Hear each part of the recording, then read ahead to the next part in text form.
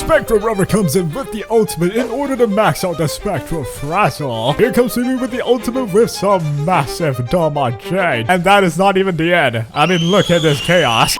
So you're wondering if Phoebe is really good for your account and whether or not you should pull her and how she performs in endgame. Hello internet, and today I'll be showing you the best Phoebe team that we have for the current version and helping you decide whether or not you want to go full in on this cute little oofy. I don't know, I just look at her face, it reminds me of the word oofy. To start the video, you gotta know about my stats and what I have prepared for her. Here's my Phoebe. We have decent crit rate and crit damage, not unachievable stats at all. This is like the run-of-the-mill Phoebe, everyone should be able to do this. We got 110 energy regen, you would much prefer 120. The reason behind that is to just make sure you have your ult, even if say you got hit a little bit or you miss an attack, but it's not that big of a deal. You'll see why later. I have String Master as the weapon, not even her own. You do not need her own weapon at all. This one will do fine. And here we have the echoes. These are the individual pieces, and of course for the sets we're using the new Eternal Radiant set, which is absolutely perfect for SPECTRO FRAZZLE users, just like Phoebe, right? On the main slot we're using Nightmare Morning Eggs, which is really easy to use. Here are my investments as well. It's not at all like fully invested yet, but she's so busted that with, you know, no duplicates whatsoever into adversity, she can easily 3-star. With all that said, allow me to show you the team and the general combo you want to keep in mind. It's fairly complicated if you read all of her kit, but I'm going to show you in an easy way how you can maximize her value without too much of a hassle. The best Phoebe team that we have for Wuthering Waves in this version will be Shorekeeper, Godagos, and Phoebe. Now in this setup, Phoebe will be played as a main DPS, and she can be played as a sub-supportive DPS as well. However, that is not going to be the popular gameplay style that you're going to go for, simply because there's no better main DPS to support outside of, well, Phoebe herself being the main DPS. I actually heavily suggest pulling for Phoebe because, for one, the future will be designed across these, you know, unique debuffs like SPECTRO FRAZZLE, and number two, it's such a cheap team for you to do. You just need yourself, and you should have a Shorekeeper, Verena, or Baiju. All three works out. Phoebe's entire shtick is, notice this bar right here. It's where the usual Forte circuit bar lies, and notice on the right there are two icons here. One is glowing in yellow, one's glowing in blue. If you hold the yellow button, you're gonna go into your DPS phase. If you hold the blue button, you're gonna go into your supportive style. Both have slightly different kit and do slightly different things, but today you just have to know the best way to utilize Phoebe right now is to just use the DPS phase right here. When she has maximum Forte right now, and you hold left click right here, you're gonna instantly turn into this mode. There. During this mode, her attack changes slightly, right? And her Forte bar does change as well. You got the normal Forte bar that I just showed you, and above it is another type of Forte. Under the DPS phase, every 3 basic attack you do, you can hold basic on the 4th hit to do this unique attack that I showed you right here. Notice as well, the bar above my Forte has been reduced by 1/4. If you're not in your DPS phase, it will consume half of the whole bar instead of a quarter, but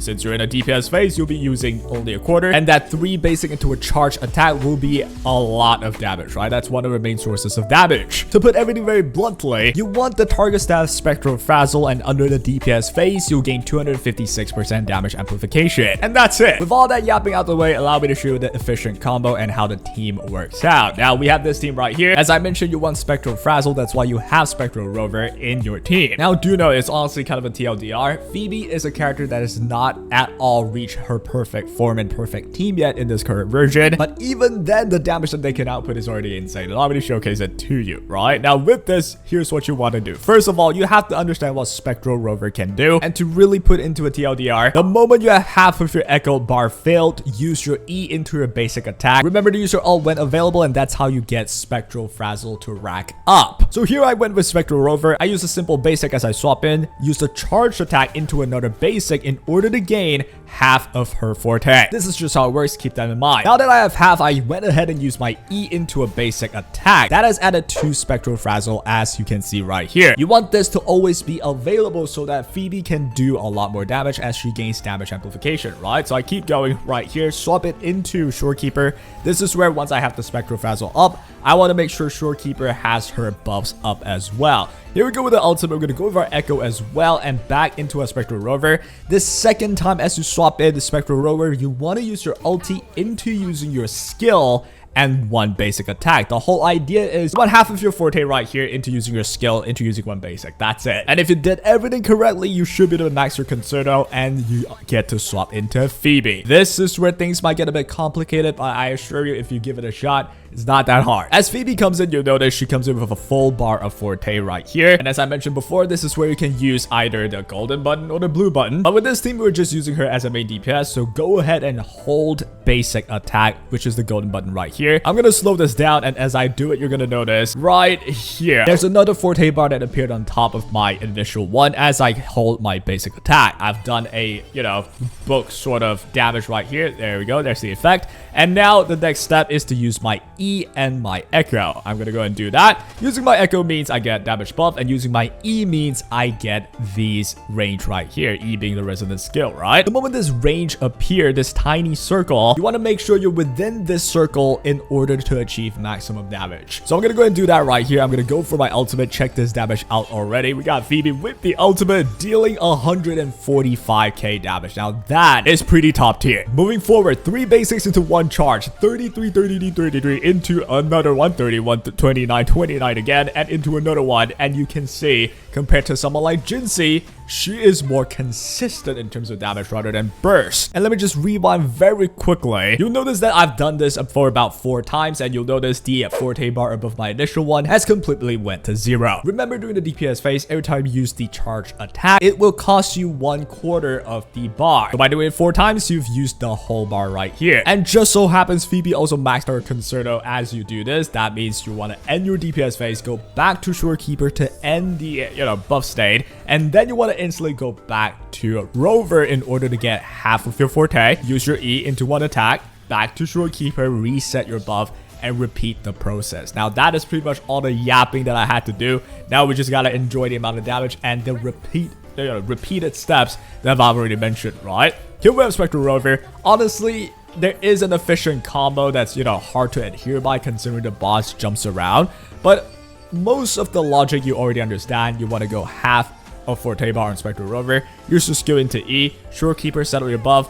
Rover comes in, do the same thing, use your ult again. SPECTRO FRAZZLE will be maxed out the moment SPECTRO Rover does her ultimate, right? So I'm gonna show you as well if I get the chance to. Here's the SPECTRO Rover again. We're trying to set up the SPECTRO FRAZZLE. Right now I have 6 stacks. Back to Shorekeeper. I'm setting up my buffs right here. We're gonna max our Concerto and going back to SPECTRO Rover right here. You'll notice I'm gonna use my ultimate since I have half of my forte max.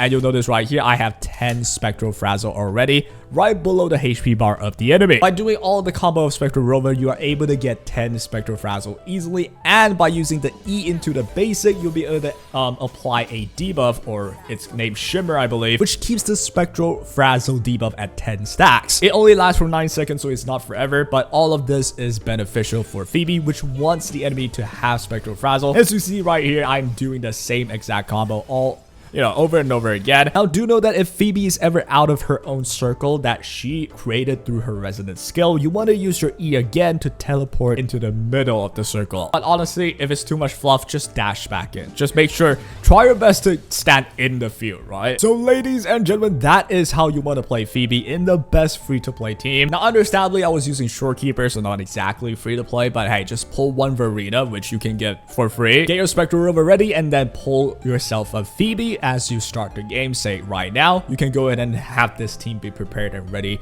no problem. It is very much worth it in my opinion. In terms of performance, is Phoebe gonna be the one that takes over the top tier DPS? Absolutely not. And the reason is not because she's bad, the reason is only because there's not enough teams and not enough characters yet that really develops this SPECTRO FRAZZLE thingy, right? And not to mention, I've only showed you the main DPS Phoebe. She has a whole other kit of the supportive style Phoebe, right? Which the reason we're not using that is because we don't have a main DPS that can fully utilize Phoebe yet, which guaranteed it will appear in the future. There's no way we will just release 2 characters that can touch SPECTRO FRAZZLE and say, you know what, that's all you get, guys. That's all. Someone else in the future will be using Phoebe. So final verdict, go ahead and pull yourself a Phoebe. I heavily suggest it, even if you already have enough teams and enough DPS. She seems to be the newer direction for Wuthering Waves as they introduce, this new mechanic with SPECTRO FRAZZLE. If you tune it down a little bit, if you already have 2 teams in the end, you don't need another DPS. But for me, you want to play the game for fun, right? This is the shiny new thing